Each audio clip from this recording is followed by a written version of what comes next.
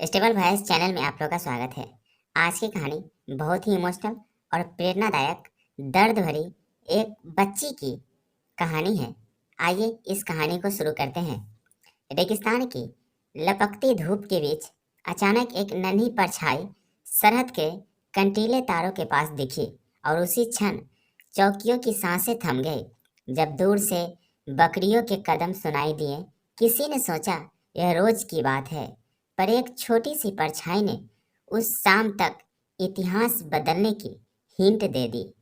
तारों के उस पार कुछ चल रहा था।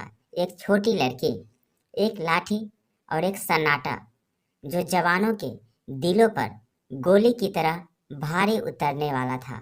दोस्तों, जब एक पाकिस्तान की बहुत छोटी बच्ची बकरी चराते चराते अनजाने में अचानक से भारत की सरहद पर पहुंच गई, तब पाकिस्तानी फैंसी जवानों ने उसे देखकर तुरंत रोका और कहा, आगे बढ़ो तो गोली चला दूंगा।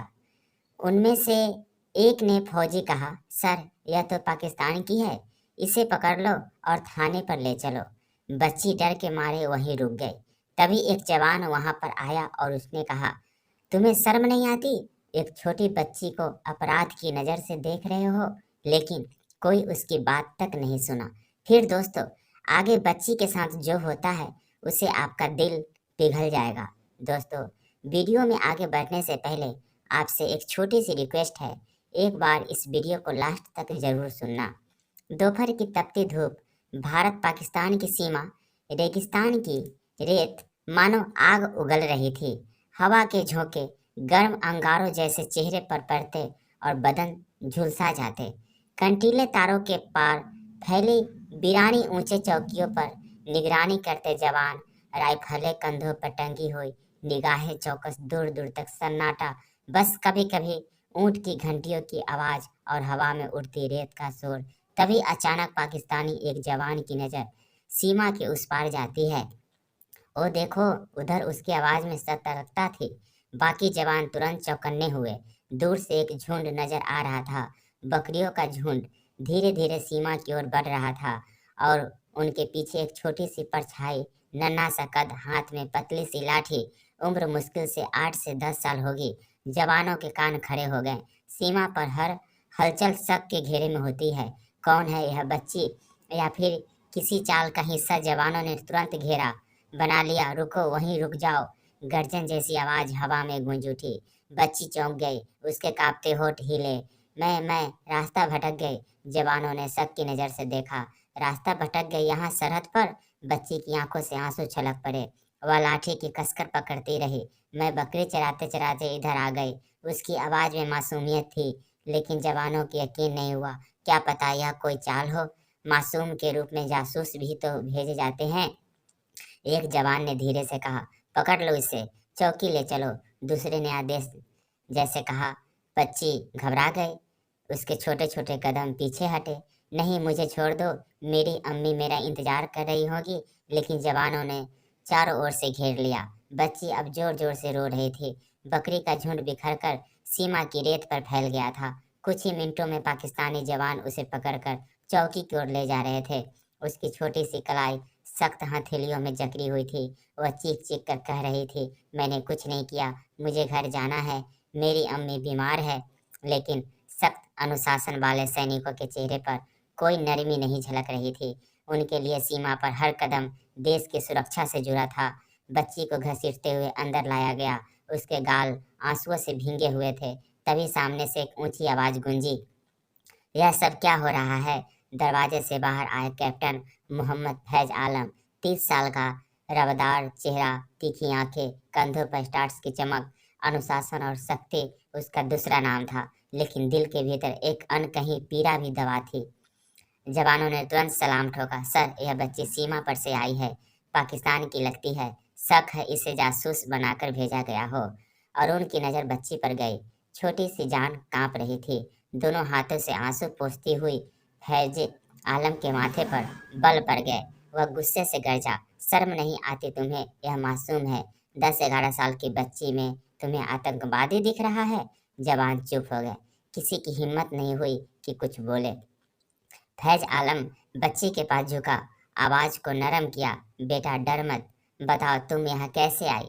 बच्ची हिचकिचाई, फिर टूटी फूटी आवाज में बोली, मेरा नाम बेगम है, मैं पाकिस्तान के गांव फतेहपुर से आई हूँ। बकरी चराते चराते रास्ता भटक गई। फैज आलम ने गहरी सांस ली। उसने बच्चों की आंखों में झांका। वहां डर था, लेकिन झूठ नहीं। फैज आलम ने धीरे से उसकी पीठ थपथपाई।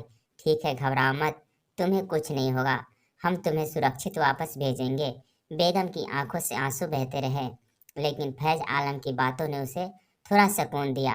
फैज आलम ने जवानों को आदेश दिया, इसे कोई चोट नहीं पहुंचेगी, इसे आराम करने दो, पानी दो।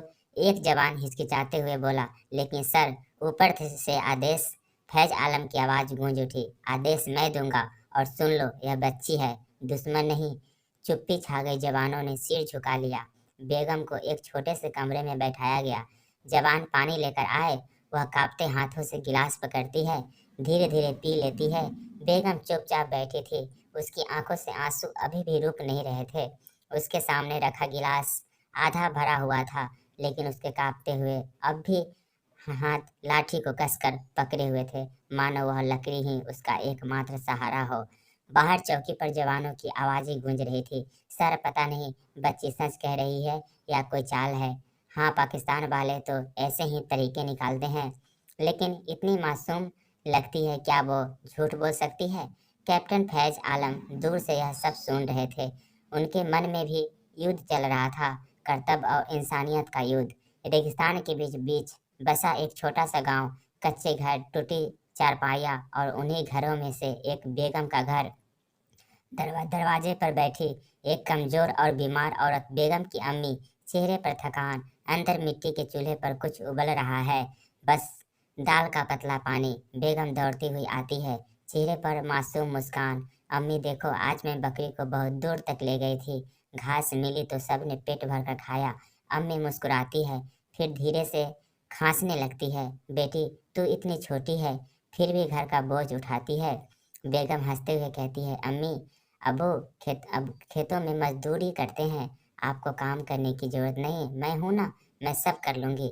लेकिन उसकी आंखों में छुपा डर कुछ और ही कहता था। उसका पिता दिन भर दूसरों के खेतों में मजदूरी करता। दिन की कमाई मुश्किल से दो रोटियों के लिए काफी होती। कभी खाना मिलता, कभी भूखे ही सोना पड़ता। बेगम अक्सर अपनी बकरी को बेचकर घर चलाने का सपना देखती, लेकिन वह जानती थी, इन बकरियों के अलावा उसके पास कुछ नहीं। एक जवान खाना लेकर आता है, थाली में रोटी और दाल। बेगम घबराकर पीछे हटती है। जवान हंसकर कहता है, खाने से डरने की जरूरत नहीं है, यह जहर नहीं है, हमारी ही रोटी है, खा लो। वह धीरे से थाली रखकर बाहर चला जाता है।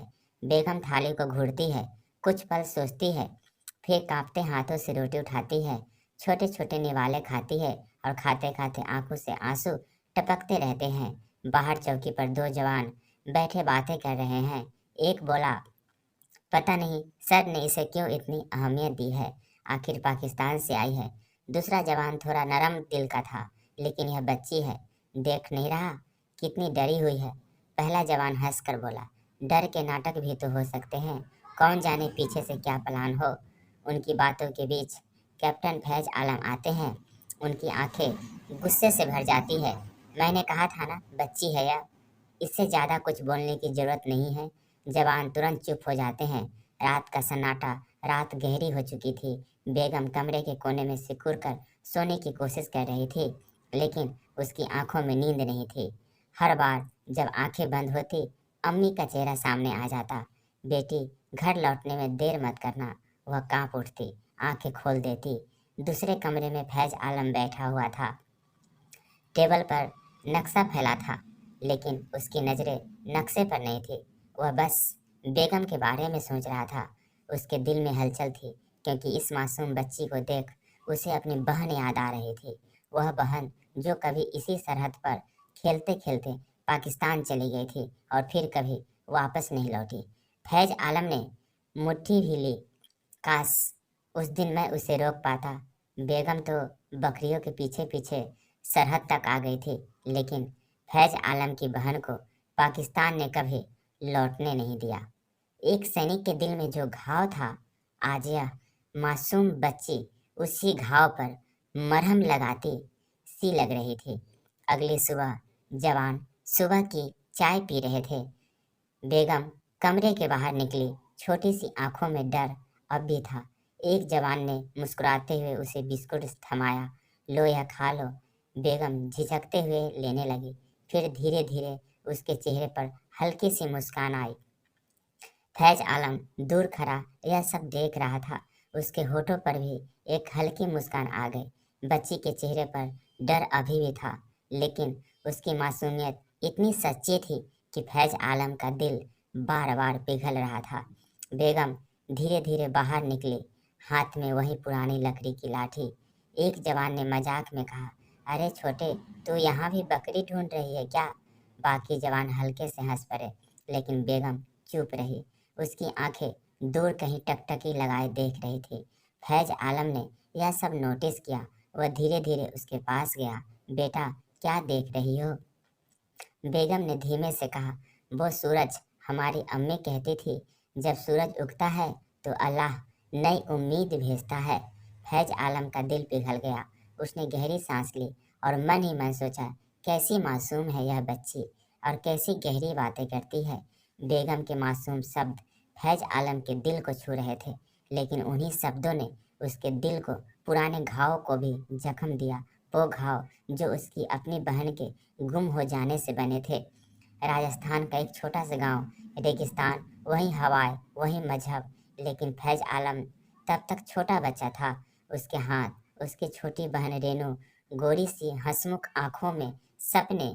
फैज आलम और रेनू घंटों रेत के टीलों पर खेलते, कभी पतंग उड़ाते, कभी ऊंट की सवारी करते, कभी रेत के महल बनाते। उनकी माँ हमेशा हंसकर कहती, फैज आलम, तू तो बड़ा होकर फौजी बनेगा।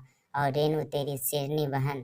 फैज आलम गर्व से सीना चौड़ा करता और रेनू खिलखिलाकर हंस पड़ती, लेकिन किस्मत को कुछ और ही मंजूर था। एक दिन गांव के पास ही सीमा के कंटीले तारों के उस पार से ढोल और गीत की आवाजें आ रही थी। पाकिस्तान के गांव में कोई शादी थी। रेनू जिद करने लगी, भैया देखो, उधर नाच गाना हो रहा है, चलो चलकर देखते हैं। फैज आलम ने डांटा, नहीं, वहां नहीं जाना, वो सरहद है। लेकिन रेनू मासूम थी। वह धीरे धीरे अकेले ही उस तरफ बढ़ गई। फैज आलम पीछे से दौड़ा, लेकिन देर हो चुकी थी। कुछ पाकिस्तानी गश्ती जवानों ने उसे पकड़ लिया। फैज आलम चिल्लाया, रेनू रेनू, लेकिन तारों के उस पार खड़े सख्त चेहरे, बंदूकें और चीखे सब उसकी आवाज को दबा गए। उस दिन के बाद रेनू कभी वापस नहीं लौटी। यह वह सोच रहा था कि वो मेरी बहन थी, मैंने उसे खो दिया, और आज यह बेगम है जो कहीं न कहीं मुझे उसी रेनू की याद दिला रही है। बेगम जब जवानों से थोड़ा घुलने लगी थी, कभी बिस्कुट खा लेती, कभी चाय के प्याले में दूध मांग लेती। उसकी मासूम हरकतें जवानों के चेहरों पर मुस्कान ले आती। एक जवान ने पूछा, बेटा, तुम्हें डर नहीं लगता यहाँ? बेगम धीरे से बोली, डरता तो हूँ, लेकिन अम्मी कहती थी अच्छे लोग हर जगह होते हैं, बस उन्हें पहचानना आना चाहिए। यह सुनकर सभी जवान चुप हो गए, क्योंकि उस बच्ची के मासूम शब्द उनके दिल को छू गए थे। फैज आलम दूर खड़ा सब सुन रहा था। उसके चेहरे पर एक अजीब सी शांति और दुख दोनों थे। फैज आलम अकेले चौकी की छत पर बैठा था। बेगम चुपचाप उसके पास आकर बैठ गई। क्या हुआ? आप क्यों उदास है? फैज आलम चौंका। उसने मुस्कान छुपाने की कोशिश की। कुछ नहीं बेटा, बस पुराने दिनों की बातें याद आ रही थी। बेगम ने मासूमियत से पूछा, आपकी भी अम्मी है? फैज आलम का गला भर आया, हाँ थी, और एक छोटी बहन भी थी। बेगम ने चौंक कर कहा, बहन कहाँ है? वह फैज आलम ने गहरी सांस ली, कहीं इसी सरहद के उस पार। बेगम चुप हो गई। उसकी आंखों में सवाल थे, लेकिन उसने कुछ नहीं पूछा, बस धीरे से फैज आलम का हाथ पकड़ लिया। फैज आलम की आंखों से आंसू छलकने ही वाले थे, लेकिन उसने उन्हें दबा लिया। फैज आलम ने एक गहरी सांस ली। उनकी आंखों में अपनी खोई हुई बहन की छवि उभर आई। वही मासूम चेहरा, वही कांपते होठ, वही डर। फैज आलम ने बेगम के सामने जाकर नरम आवाज में कहा, बेटा, तुम्हें डरने की जरूरत नहीं है, यहाँ कोई तुम्हें नुकसान नहीं पहुँचाएगा। बेगम ने कांपते हुए हाथ जोड़कर कहा, मुझे बस अम्मी के पास भेज दो, वो मेरा इंतजार कर रही होंगी। उसकी मासूमियत ने चौकी का माहौल बदल दिया। इसी बीच रेडियो पर संदेश आया कैप्टन फैज आलम तुरंत मुख्यालय रिपोर्ट करे। बच्ची को लेकर उस अधिकारी बात करना चाहते हैं। फैज आलम समझ गए कि मामला अब आसान नहीं रहा। उन्होंने बेगम की ओर देखा और उसके सिर पर हाथ रखते हुए बोले, चिंता मत करो, मैं तुम्हारे साथ दूंगा, चाहे कुछ भी हो। मुख्यालय पहुंचते ही बड़े अफसर ने सख्त लहजे में कहा, कैप्टन, सरहद पर पकड़ी गई बच्ची कोई साधारण मामला नहीं, यह जासूसी भी हो सकती है। तुम्हें तुरंत बच्ची को इंटरोगेशन यूनिट को सौंपना होगा। फैज आलम के माथे पर पसीना आ गया। उनकी आत्मा इंसानियत की ओर झुक रही थी। उन्होंने धीमे स्वर में कहा, सर, यह बच्ची है, 10-11 साल की मासूम। हमें इसे इंसानियत से देखना चाहिए, ना कि शक की नज़र से। कमरे में सन्नाटा छा गया। बड़े अफसर ने गुस्से में टेबल पर हाथ मारा। कैप्टन फैज आलम, आपकी ड्यूटी देश से है, भावनाओं से नहीं। याद रखिए, सरहद पर दया कमजोरी होती है। फैज आलम की आंखें भर आई। उन्होंने अंदर ही अंदर सोचा, क्या वर्दी सच में मुझे इंसान बनने से रोक देगी? क्या मेरी बहन की तरह यह बच्ची भी किसी साजिश का शिकार हो जाएगी?